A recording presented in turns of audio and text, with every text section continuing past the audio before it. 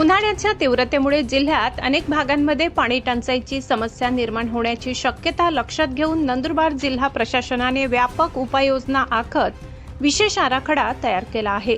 जिल्हाधिकारी कार्यालय आणि जिल्हा परिषद प्रशासन यांच्या संयुक्त सर्वेक्षणानंतर पाणी टंचाईग्रस्त भागांची ओळख पटवून आवश्यक उपाययोजनांची अंमलबजावणी सुरू करण्यात आली आहे। जिल्ह्यातील ग्रामीण व दुर्गम भागांमध्ये नागरिकांना पिण्याच्या पाण्याचा पुरेसा पुरवठा व्हावा यासाठी प्रशासनाने विविध स्तरांवर नियोजन केले आहे। विशेषतः अक्कलकुवा आणि धडगाव तालुक्यातील काही भागांमध्ये पाणी टंचाईची समस्या जाणवत असल्याने या ठिकाणी तातडीच्या उपाययोजना करण्यात आल्या आहेत। टंचाईग्रस्त 8 गाव आणि पाड्यांमध्ये सध्या 4 पाणी टँकर सुरू करण्यात आले आहेत। तसेच जिल्ह्यातील विविध भागातील एकूण 179 विंधन विहिरी अधिग्रहित करण्यात आल्या आहेत। तालुका निहाय पाहता सर्वाधिक विंधन विहिरी अक्कलकुवा तालुक्यात 90, अक्राणी तालुक्यात 83, नवापूर तालुक्यात 14 तर नंदुरबार तालुक्यात 6 विहिरी अधिग्रहित करण्यात आल्या आहेत। पाणी टंचाईची परिस्थिती अधिक गंभीर होऊ नये तसेच नागरिकांना पिण्याच्या पाण्याची कमतरता भासू नये यासाठी प्रशासन परिस्थितीवर सातत्याने लक्ष ठेवून असल्याचे सांगण्यात आले। जिल्ह्यातील नागरिकांना पाणीपुरवठा सुरळीत ठेवण्यासाठी प्रशासनाने तयार केलेला हा आराखडा आगामी काळात महत्त्वाची भूमिका बजावणार असल्याचे बोलले जात आहे।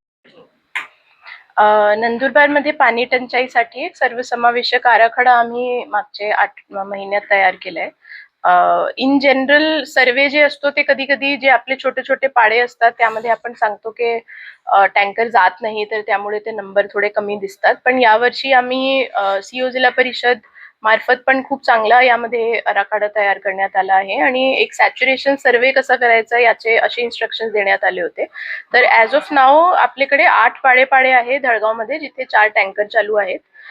179 विंधन विहिरीला मंजुरी देण्यात आली आहे। त्यापैकी सर्वात जास्त अक्कलकुवामध्ये आहे 90, अक्राणीमध्ये 84 आहेत, नवापूरमध्ये 14 आणि नंदुरबारमध्ये 6 असे विंधन विहिरीला मंजुरी देण्यात आली आहे। आणि एक नीलकमलचं एक चांगला मॉडेल आहे जे व्हीलचं मॉडेल असते, ज्यामध्ये जिथे रस्तेचा काही इश्यू आहे आणि एकदम आतमधले पाड्यामध्ये पाणी घेऊन जायचंय, तर यामध्ये पण जिल्हा परिषदेने पुढाकार घेऊन त्यांचे पेशांमधून छोटे छोटे पाड्यांसाठी ते व्हील्स पण देण्याचं नियोजन केलंय। ते पण पुढच्या आठवड्यापर्यंत त्यांच्याकडे पोहोचतील आणि कदाचित सोर्स जर थोडा लांब पण असला तर कमीत कमी त्यांना घरापर्यंत पाणी घेऊन जाणं सोपं पडेल।